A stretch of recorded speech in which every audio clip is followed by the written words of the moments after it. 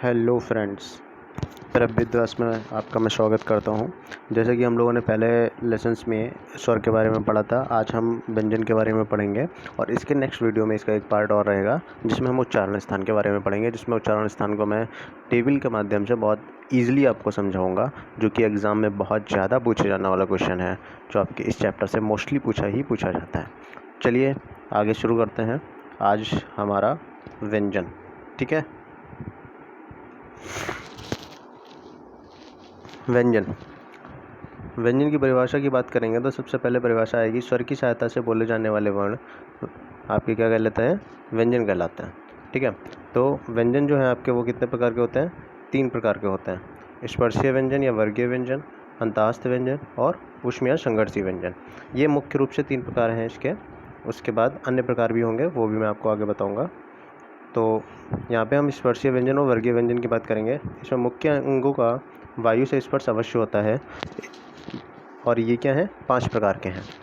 तो इनके जो आगे 5 प्रकार हैं वो हैं, नंबर 1 कंठव्य।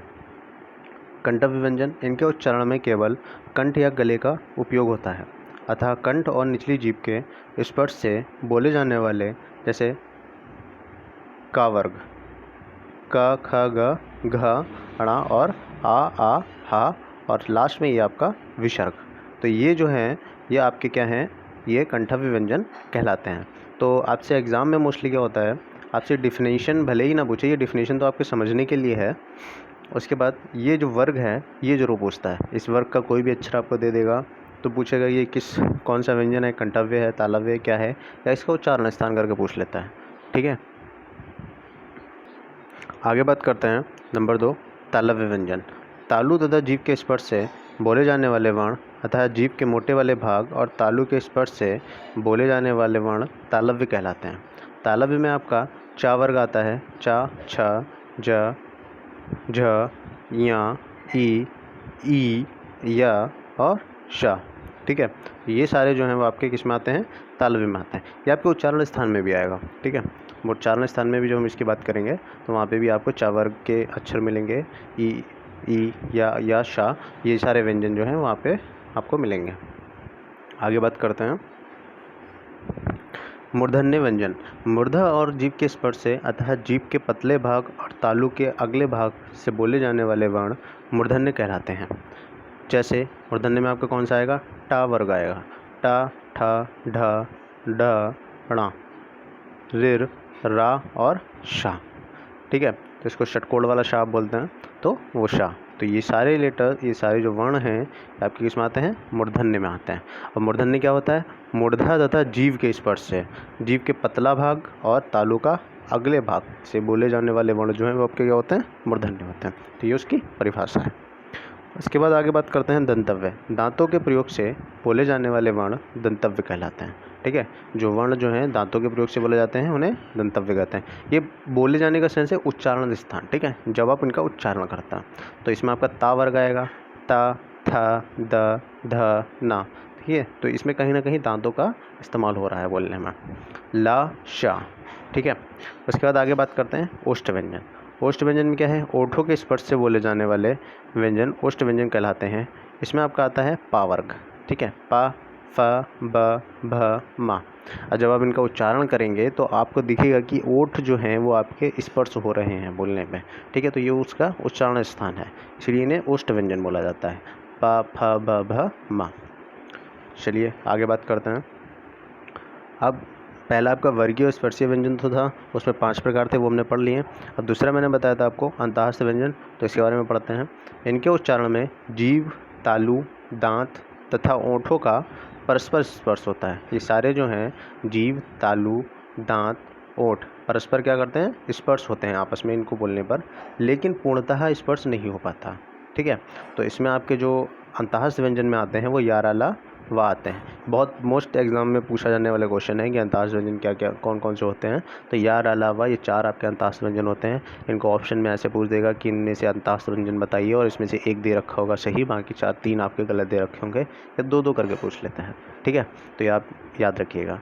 उसके बाद बात करते हैं ऊष्म व्यंजन या संघर्षी व्यंजन। तो वे व्यंजन जिनका उच्चारण करते समय वायु किसी स्थान विशेष मुख से घर्षण करती हुई रगड़ती हुई निकलती है। ठीक है, तो क्या करते हैं, घर्षण करती हुई या रगड़ती हुई निकलती है। तो इसमें आपका आता है शा, शा, शा, तीनों शा और हा। ठीक है, तो तीनों शा और हा जो है वो आपके किस में आते हैं, ऊष्म व्यंजन या संघर्षी व्यंजन में आते हैं। आगे बात करेंगे लुंठित व्यंजन। इनके उच्चारण में जीभ लुढ़कती है, जैसे रा। तो जो लुढ़कती है या लुंठित व्यंजन जो होता है वो उसमें क्या आता है, रा आपका जो है वो लुंठित व्यंजन में आता है। आगे बात करते हैं पार्श्विक व्यंजन। तो पार्श्विक व्यंजन क्या है, इनके उच्चारण में वायु जीभ के दोनों ओर से निकलती है, जैसे ला। ठीक है, ला का जब आप उच्चारण करते हैं तो वायु जो है वो जीभ के दोनों साइड से निकल जाती है, तो इसको पार्श्विक व्यंजन बोला जाता है। इसके बाद बात आती है अयोगवाह व्यंजन। इसके अंतर्गत अनुस्वर विसर्ग आते हैं। ठीक है, अनुस्वर और विसर्ग को रखा गया है। अयोगवाह तो ना तो पूर्णतः स्वर हैं, ना ही पूर्णतः क्या है, व्यंजन है, लेकिन लेखन की दृष्टि से इन्हें जो है वो स्वर में रखा जाता है और उच्चारण की दृष्टि से इन्हें व्यंजन में रखा जाता है। तो अनुस्वर के लिए ये जो है आपका अनुस्वर होता है, जो ऊपर आपकी बिंदी लगी होती है। ठीक है, और ये जो है आपका विसर्ग होता है। ठीक है, ये आपका विसर्ग है, ये अनुस्वर है। आगे बात करते हैं संयुक्त व्यंजन। संयुक्त व्यंजन क्या है, छ, त्र, ज्ञ, श्रा। ठीक है, ये आपके क्या है, संयुक्त व्यंजन है। संयुक्त व्यंजन का मतलब होता है दो वर्णों को मिलाकर बनाया गया वर्ण संयुक्त व्यंजन कहलाता है। तो आपका ये क्या है, क और शा से मिलकर बना है छा, त और रा से मिलकर बना है त्र, ज्ञ और इया से मिलकर बना है ज्ञा, शा और रा से मिलकर बना है श्रा। ठीक है, अब यहाँ पे आप देख रहे होंगे लेटर के नीचे आपका क्या लगा है, हलंत लगा है। का, ता, जा, शा, इन सब के नीचे हलंत लगा है। तो मैंने लास्ट वीडियो में आपको बताया भी था कि हलंत लगने का मतलब होता है शब्द का आधा हो जाना। ठीक है, तो जब हलंत किसी लेटर के नीचे लग जाता है वो शब्द क्या हो जाता है, आधा हो जाता है, उसका उच्चारण स्थान जो है वो शुद्ध माना जाता है। तो शुद्ध वर्णमाला में अगर अक्षरों को लिखा जाए तो वो हलंत के रूप में ही लिखा जाएगा। का, खा, इस तरीके से सबके नीचे हलंत लगा होगा, परंतु वो पढ़ना हमारे लिए डिफ़िकल्ट हो जाएगा। ठीक है, बच्चों के लिए पढ़ना डिफ़िकल्ट होगा, तो इसलिए उन्होंने क्या किया, अपनी सुविधा के हिसाब से वहाँ पे उन्होंने हलंत को ना लगा के सीधा का, खा, गा जो है वो लिखा है। चलिए, ये तो इससे अलग बात हो गई। अब आगे बात करते हैं द्विगुण या उच्छिप्त व्यंजन। तो उच्छिप्त का अर्थ होता है ऊपर फेंका हुआ, अतः दोहरा गुण प्रदर्शित करते हैं। ठीक है, द्विगुण से ही मतलब है सीधा सीधा कि दोहरा गुण प्रदर्शित करने वाले। तो इसमें आपके दो वर्ण आते हैं, डा आता है और एक इस तरीके से डा आता है, एक इसके नीचे बिंदी लगी होती है, ये डा आता है। एक ढा आता है, ठीक है, और एक ढा आता है जिसके नीचे बिंदी लगी थी। ये दोनों जो हैं वो आपके किस में आते हैं, द्विगुण में आते हैं। उसके बाद आते हैं नासिक के। तो नासिक क्या होता है, प्रत्येक वर्ग का पांचवां व्यंजन नासिक के होता है। इनके उच्चारण में वायु मुख व नाक दोनों से निकलती है। अच्छा, प्रत्येक वर्ग का पांचवां व्यंजन। अब जैसे कि यहाँ पे थोड़ा समझ लेते हैं। आपने का वर्ग लिखा, ठीक है, थोड़ा सा पेन गड़बड़ है, तो का, ख, ग, घ, ण, ठीक है, ये आपका हो गया। अब इसमें जो अंतिम वर्ण है आपका पांचवा अक्षर है, देखिए 1, 2, 3, 4 और 5।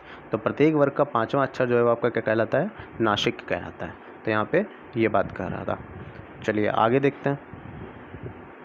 व्यंजन के अन्य प्रकार हैं कुछ, उनके बारे में पढ़ लेते हैं। एक प्राणत्व के आधार पर होता है। तो प्राणत्व के आधार पर जो है वो आपका आता है अल्प प्राण और महाप्राण। तो अल्प प्राण को मैंने 135 इसके लिए इसके आगे इसलिए रख रखा है क्योंकि आपके एग्जाम में उच्चारण स्थान बहुत ज़्यादा पूछा जाता है। तो आप 135 से ऐसे याद रख सकते हैं कि प्रत्येक वर्ग का पहला, तीसरा, पाँचवा, ठीक है, प्रत्येक वर्ग का पहला, तीसरा, पाँचवा व्यंजन जो है आपका क्या आएगा, अल्प प्राण में आएगा। और उसके साथ में या, रा, ला, वा, मतलब कि इनको हमने क्या बोला था, अंतःस्थ व्यंजन बोला था। तो ये अंतःस्थ व्यंजन, आप सीधा इनको ये भी याद रख सकते हो कि अंतःस्थ व्यंजन तथा प्रत्येक वर्ग का पहला, तीसरा, पाँचवा व्यंजन जो आपका क्या होता है, अल्प प्राण होता है। अब अल्प प्राण कहते किसे हैं, तो क्या होता है, इनके उच्चारण में कम ध्वनि, कम वायु, कम समय लगता है और हंकार जैसी ध्वनि नहीं होती है। ठीक है, तो ये आपके अल्प प्राण में आते हैं। उसके बाद दूसरा आता है महाप्राण। इनके उच्चारण में अधिक वायु, अधिक ध्वनि, अधिक अहंकार जैसी ध्वनि होती है। ठीक है, तो इसीलिए इन्हें महाप्राण बोला जाता है।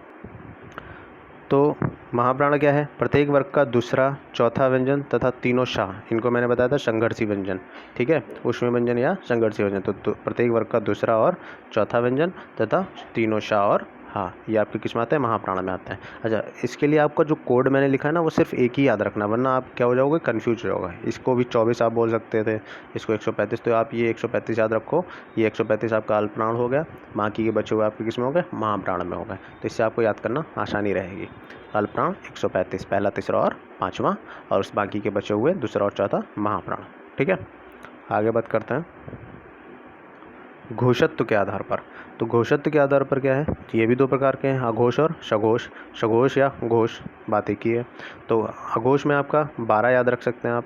12 मतलब प्रत्येक वर्ग का पहला और दूसरा व्यंजन, ठीक है, और उसके साथ में तीनों शाह। यहाँ पे हा नहीं है, ये ध्यान रखिएगा, यहाँ पे हा नहीं है, यहाँ पे सिर्फ तीनों शाह हैं। तो प्रत्येक वर्ग का पहला और दूसरा व्यंजन और तीनों शाह। तो अघोष होता क्या है, इनके उच्चारण में स्वर तंत्रियों में कंपन नहीं होता। जब भी आप इनका उच्चारण करेंगे तो आपके स्वर तंत्रियों में क्या होगा, कंपन नहीं होता है। ठीक है, अघोष में। और सघोष में क्या होता है, स्वर तंत्रियों में कंपन होता है। तो सघोष में कौन कौन से आते हैं, प्रत्येक वर्ग का पहला, चौथा, तीसरा, चौथा। ठीक है, 34 मतलब कि तीसरा और चौथा और पाँचवा, मतलब कि 345 आप याद कर सकते हो, या इसे सिर्फ 12 याद रखो, बाकी के बचे हुए आपके क्या हो गए, सघोष है। जैसे मैंने उसमें बताया था आपको अल्पप्राण में 135, वैसे यहाँ पे आप 12 याद रख सकते हैं।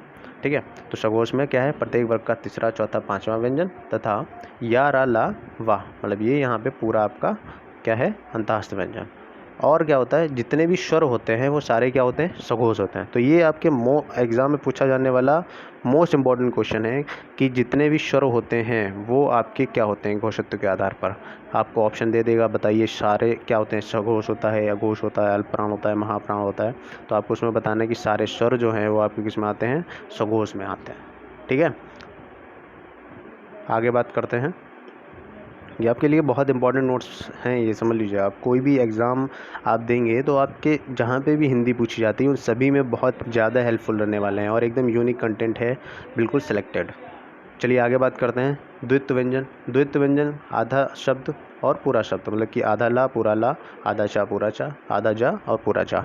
जैसे कि द्वित्व के लिए समझ सकते हैं आप, दिल्ली लिखिए आप, तो दिल्ली लिखे हैं, दिल्ली लिखने के बाद हम देखते हैं कि यहाँ पे आधा ला और पूरा ला आया है, तो ये क्या हो गया, द्वित्व व्यंजन हो गया। ठीक है, तो यहाँ पे दिल्ली देख लिया, इसमें ला, आधा ला और पूरा ला हो गया। ठीक है, आगे बात करते हैं अर्धस्वर। अर्धस्वर में आपका या और वा आता है। काकल्य, काकल्य में आपका हा आता है। ये सीधा पूछे जाने वाला क्वेश्चन है आपके एग्जाम में कि इसमें से काकल्य कौन सा है, या हा क्या है, काकल्य है, अल्पप्राण है, महाप्राण है, क्या है। ठीक है, तो ये आपको सीधा सीधा याद रखना है। अब इनको कैसे याद रखेंगे, क्योंकि ये बहुत सारे हो गए, पश्चर, संवृत, मध्यस्वर, अग्रस्वर, कंठोष्ठ। तो ये कल मैं आपको एक टेबल बनाऊंगा कल के वीडियो में, और उस टेबल के माध्यम से आपके ये सारे उच्चारण स्थान, संवृत, असंवृत स्वर, अग्रस्वर, मध्यस्वर, ये सारे उसके लिए अलग से एक टेबल, और स्वर के जितने भी उच्चारण स्थान है वो, इन सबको एक टेबल के माध्यम से बहुत ईजिली मैं आपको समझा दूंगा, जब आपको रटने की ज़रूरत नहीं पड़ेगी। उस टेबल से आप बिल्कुल आसानी से समझ जाएंगे। चलिए आगे बात करते हैं कंठोष्ठ। तो इसे कंठोष्ठ बोलते हैं, इसमें ओ और अ आएगा। दंतोष्ठ, इसमें बा और फा आता है। कंठालव्य, ठीक है, इसमें ए और ए आएगा। अग्रस्वर, अग्रस्वर में आपका ई, ए रेर आता है। उसके बाद आपका आता है मध्यस्वर, मध्यस्वर में आपका आ आता है। पश्चस्वर, पश्चस्वर में आ, ऊ, ओ, आ। उसके बाद आता है आपका संवृत स्वर, संवृत स्वर में ई, ऊ, रेर। ठीक है, चलिए आगे बात करते हैं।